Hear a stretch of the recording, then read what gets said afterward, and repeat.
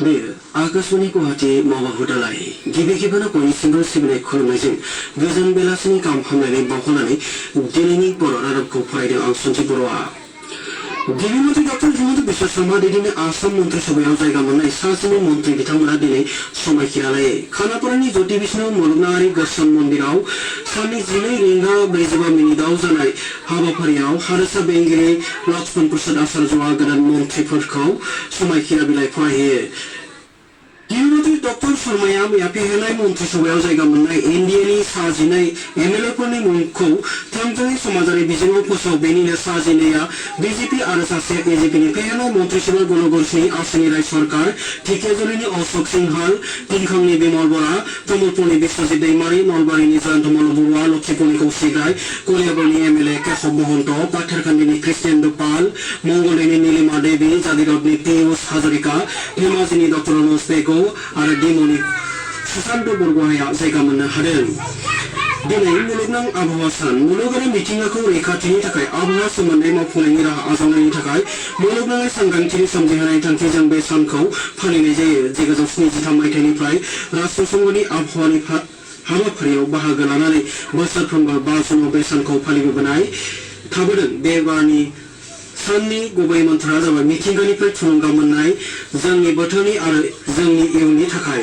मुलुगनां आबहावा सानजों लोब्बा लाखिनानै आसामनि गुबुन गुबुन जिल्लायाव बायदिसिना हाबाफारिजों सोरखारि आरो सोरखारि नङि फसंथानफोरावबो बिफां लाइफां गायनाय हाबाफारि खुंनाय जायो। चिरां जिल्लानि हाग्रा बिफाना भारत भुटान सिमनानि देवस्रि रायपुर सिंनाजार हादोरारि पार्कनि सेरफोराव मुलुगनां आबहावा सानजों लोब्बा लाखिनानै जर'खा हाबाफारि खुंफुंदों। बे हाबाफारियावनो 5 लाख बिफां फुलि गायनो थिरांथा लायो। दिनै हाबाफारियाव बिटिसिनि गाहाय मावफुं सोद्रोमा हाग्रामा महिलारि आरो बिटिसिनि हाग्रा बिफाननि मावफुं सोद्रोमा पानिराम ब्रह्मआबो नुजाथियो। गोजौ सोलोंथाइ बिथोनगिरिनि सिङाव मावफुंजानाय सोरखारि आसनिफोरनि खाबु मोनफुंनायनि थाखाय फरायसा फरायसुलिफोरनि आधार कार्ड आरो आधारजों फोनांजाबनो बेंक एकाउन्टखौ कम्पालसरि खालामदों। बेनि सायाव गोजौ सोलोंथाइ बिथोनगिरिनिफ्राय मुलुगसोलोंसालिनि रेजिस्ट्रार आरो फरायसालिमाफोरनि गोरोंफोरनो लाइजाम दैथायहरनाय जादों। लाइजामाव मुंख'नाय बादिब्ला मासुल रेहाय आसनि, मुख्यमन्त्रि निजुत माइना आसनि आरो मुख्यमन्त्रि निजुत बाबु आसनिनि खाबु मोननो थाखाय फरायसाफोरनि आधार कार्ड आरो आधारजों बेंक एकाउन्ट फोनांजाबनाया गोनांथार खालामदों। गलाघाट जिल्लानि उरियामघाटआव इलेक्सन अभियाननि उनाव उदां जानाय ओनसोलखौ अरनबारि, दावबायथिलि आरो खामानि गैजायैखौ गायसननायनि थाखाय खुरुखथा बियाबनि एमएलए बिश्वजित ठाकुरनि दैदेननायाव जर'खा राहा लानाय जादों। बेबायदि रेंमा ओनसोलाव प्राय 5,000 नाहर फुलि गायनानै जुबिन गार्ड नाहर पार्क खालामनो थांखि लानाय जादों। कामरुप जिल्लानि बक'आव मिन आइन सिफायनानै बुरलुंबुथुर दैमायाव ना फिसा आरो बिदै गोनां नाखौ हमनानै लाबोबाय थानाय ना हमगिरिफोरनि हेंथायै मिन बिफाननि बिथोराव मोनसे जर'खा अभियान खालामनाय जादों। बे अभियाननि गुबुन गुबुन रोखोमनि मोननैसो ना हमनाय जे आरो सेन जब्द खालामनाय जादों। बिहारनि समान जिल्ला खुंथाय आरो रङागरा साहा बागिचानि बानजायनायाव मैया खान्थि बादियै फाननाय जौ आरो होबथानायनि थाखाय सांग्रांथि मेलजों लोगोसे गुबुन गुबुन जिउ खुंनायनि मावबादानि सायाव मोनसे मेल खुंफुंनाय जायो। बिहारनि गोबां सुबुङा खान्थि बादियै जौनि फालांगि खालामबोदोंमोन।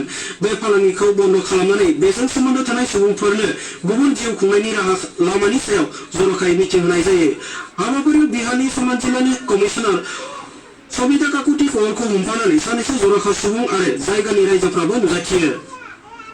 आदानि सुबुं सानखो 2027 मायथाइयाव मोजाङै जाफुंसार होनाय थांखिजों खोला सालमारा मानकासार जिल्ला खुंथायनि बानजायनायाव 2 जुननिफ्राय खुंफुंनाय गिबि खोलोबनि नखरनि फारिलाइ आरो नखर सामलाय आयदाखौ जिल्ला खोलोबाव फोरोंथाय हाबाफारिनि जथुम्माया मैया खुंगियो। जिल्ला बेंगिरि मावख' खुंफुंनाय बे फोरोंथायाव जिल्लानि गुबुन गुबुन बिफाननि बिबानगिरि मावदांसाफ्राबो बाहागो लायो।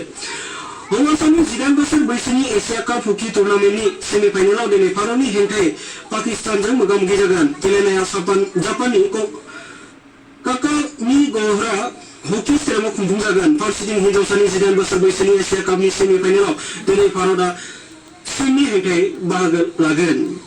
गुवाहाटीनि अर्जुन भगेश्वर बरुवा गेलेमु थिलियाव फैगौ 7 जुननिफ्राय फुंनि 6 रिंगानिफ्राय सानडेज अन साइकेल हाबाफारि खुंफुंनाय जागोन। मुलुगनां बाइसाइकेल सान 2026 नि 77थि खुंफुंनायजों लोब्बा लाखिनानै बे हाबाफारिखौ खुंफुंनाय जादों। सुबुंफोरखौ मोनसे गोख्रों आरो गोहो जिउनि थाखाय थुलुंगाथाव खालामनो खालामनाय थांखिजों भारत सरकारनि फिट इन्डिया अभियाननि सिङाव नेम बायदियै सन्देश अन साइकेल हाबाफारि खुंफुंजाबोगासिनो दङ। बेजों लोगोसे दिनैनि बर' रादाबाबो एसेनोसै।